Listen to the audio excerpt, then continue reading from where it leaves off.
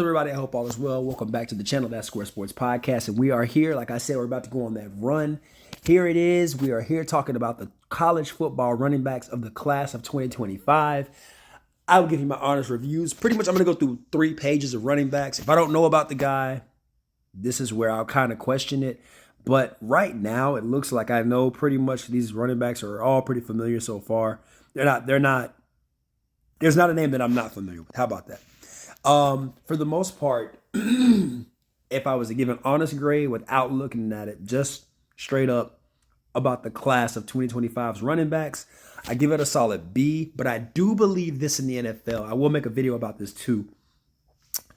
That I believe that the age of the running back is coming back and it will come back tenfold. By 2026, you will see more dynamic running backs than you will of receivers, I think, in the NFL. I think it's going away from the pass happy, how it was in the early 2010s and stuff like that, the 2010s.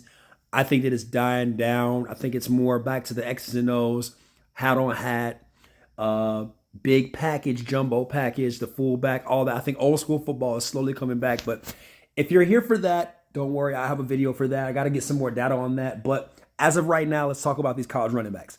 Obviously, they have the ranked number 1 running back, Alshon Jeudy out of Boise State. Right behind him is Omari Hampton and Jordan James out of Oregon, Bradshaw Smith, and then Killing Kings out of Michigan, and then of Caleb Johnson. So the first 6 guys I talked about in this here dynamic, I'm not going to hold you.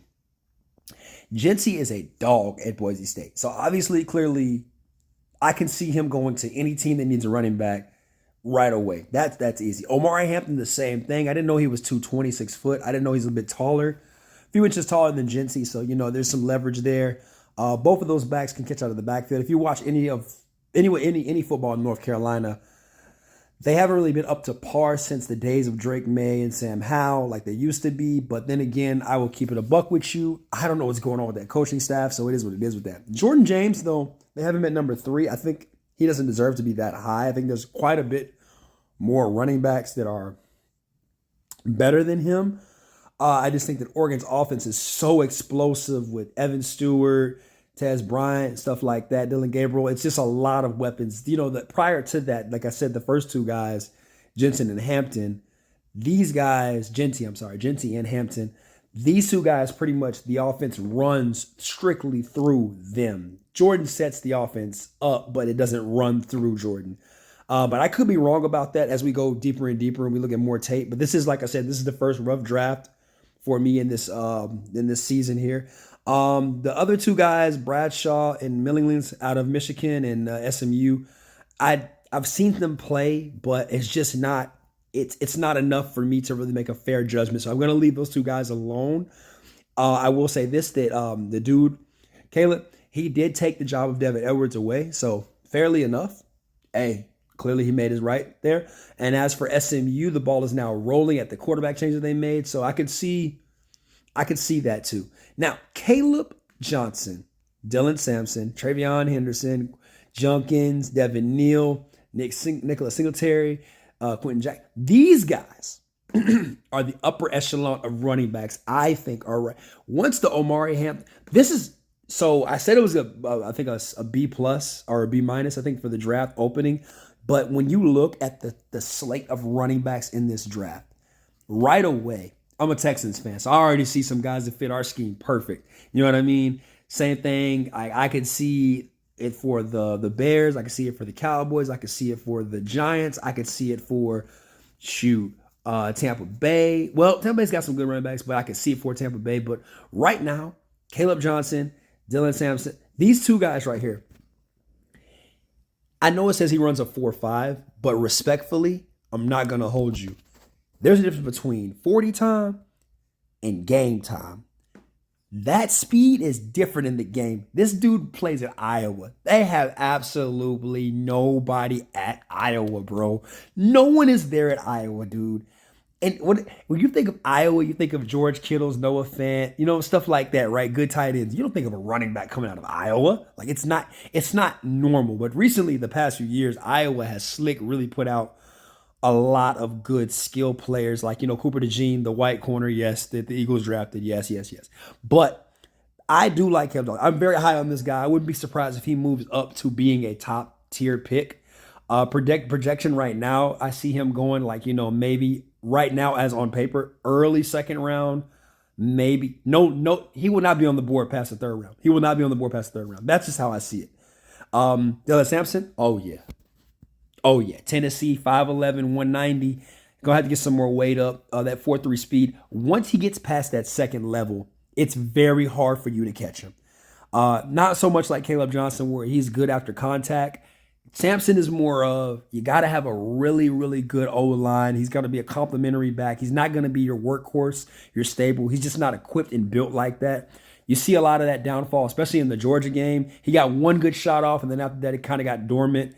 So, that's how it is with him. But I do like him a lot. I wouldn't mind going in depth with him as well, too. We have a separate video just for him strictly. Trayvon Henderson. Whew. And Junkins.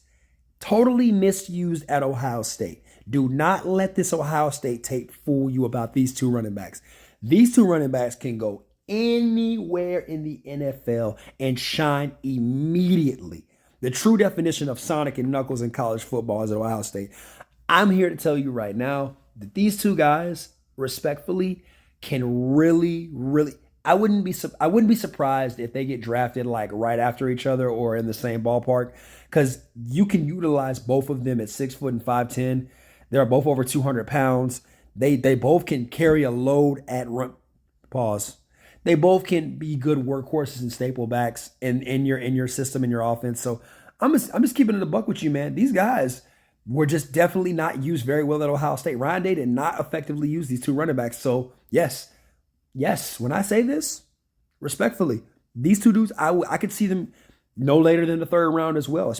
These guys will be perfect. Shanahan gets a hold of one of these guys. Andy Reid gets a hold of one of these guys. Something like that, dude, it is over with. Now, Devin Neal, he didn't really have a good tape in the beginning of the season. He kind of degressed. But I will say this respectfully about Devin Neal. Since the month of November, he has changed his whole, he has basically saved what was going to be a disastrous season for him. He's turned it around, and I really do like him at running back more now. He's not up there with, the Sampsons, the Calebs, and so on and so forth. He's ranked probably a little bit higher than I would have him. I'd have him probably fall to the second category, second tier running backs. That's just me in the draft. But as of right now, respectfully, he is really putting together this month a great tape, especially against Colorado, BYU. He's been doing really, really well. Singletary, he's been okay. I haven't really watched too much Penn State running the ball effectively like that. They are in the college playoffs. Just made a video about that. Check that out if you want to. I love Jackson. I love Jackson at Arkansas. I love me some Jackson at Arkansas. I ain't gonna hold you. Jackson really, he used to play quarterback, if I'm not mistaken. He's 6'2", he's pretty tall, got that Derrick Henry type frame. Gets going pretty much. He's gonna be one of those guys he's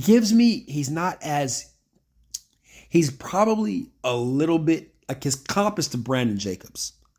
You know what I mean? Like he gives you that Brandon Jacobs feel. And there's nothing wrong with that. Nothing wrong with that. It's just, I don't think that his game transitions to that in today's football. However, like I just made the statement that I think that the art of running backs is coming back to the NFL. He reminds me also of Tyler Algier, the way he runs too, just a little bit taller. And the body fits him perfect the way he runs, his running style. You know what I mean? So not misused at Arkansas, but I think once the draft and once we start to get into those combines and Shrine and Senior Bowl and stuff like that, you'll see more and more of his stock going up. And Tajay Brooks out of Texas Tech, so he ran a 4.6? That's crazy. This is all this is the NFL Buzz, by anyway. I'm gonna get some more stuff too as well as of right now, pretty much as I go off deeper into the draft. Oh man.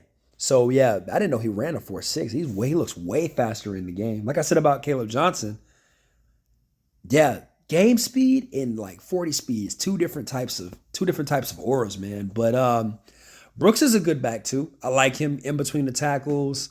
More or less, I could see him being a day 3 pick.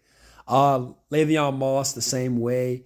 he really misused his first year at A&M, and then this year, obviously minus the injury, but what tape he's put together, he's done really well. Tajay Brooks and him, they're not the similar players because obviously 15 more pounds bigger than Brooks. That's a lot. That's a lot right there. You know what I mean? So, but I do see these two guys. This is more of your day two, and this is kind of where I see Devin Neal in the day two project. Top 20 backs they got. Next is Raheem Sanders, Rocket Sanders. I like him. I could see him moving up, especially now with South Carolina in that playoff picture or just getting more limelight. I could see that. Coleman as well. I could see him moving up too. I do like where he's at. Ollie Gordon, once was the best running back in college football, has fallen off. I actually think that him, DJ Gilliams, and Woody Marks, as I get down to them, those three guys, and Phil Mafe, I got to watch more tape on him at Clemson.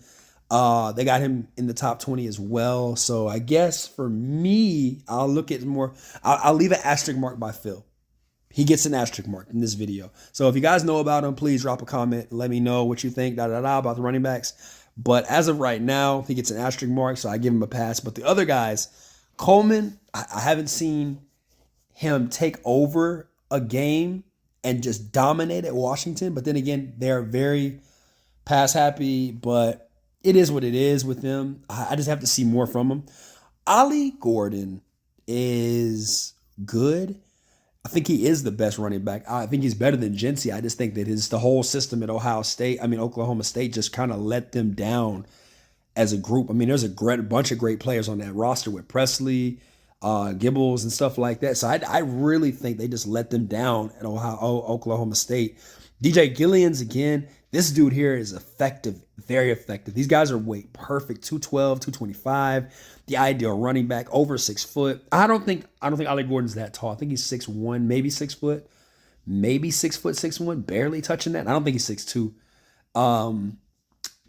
Given that they have the ideal type frame as an NFL running back for these two right here, I think these guys are steals. If they slip into the second day, you get them in the fourth round and back, I think these guys will turn into potential starters right away, kind of giving you that whole Melvin Gordon, Austin Eckler type backfield. If you have a good back and you got a back already, you want another one to add to the committee, these guys will be perfect for you. Now, Woody Marks, it says he runs a 4.8 and he's 5'10", 208. Woody Marks is exceptionally well. I like Woody Marks for a various of reasons. Number one, Woody Marks knows he can hit the hole fast. It's so scary, man. It's so freaking scary, man. I am impressed by Woody Marks a lot. I think that he will jump up his stock too as well. I don't think that he'll go too far up, especially he's in the 20s. So he'll probably maybe go to like at best 15. They shuffle around a little bit. It depends kind of who in the draft is looking for him target wise. I could see him. I was going to say the Jets, but they have Breece Hall, but I wouldn't mind, giving Breece Hall a break. Buffalo could use him. Cincinnati could use him. Man, so many people could use Woody Marks, especially because he's just so dynamic. It's scary. I don't know what you guys think. Tell me what you guys think about this. Definitely, man. We're diving in every skill position. I just started with the running backs first. Quarterbacks probably will be last because I just want to see how they're gonna go. But yeah, definitely. We're just starting out. This is the beginning phase. So if you guys see something, let me know. Yo, peace. Oh, wait. Before you go, make sure you like, comment, and of course subscribe. And if you're watching it in the daytime or the nighttime, I appreciate your time. I'm gonna work on a slogan before I get out of here. Peace.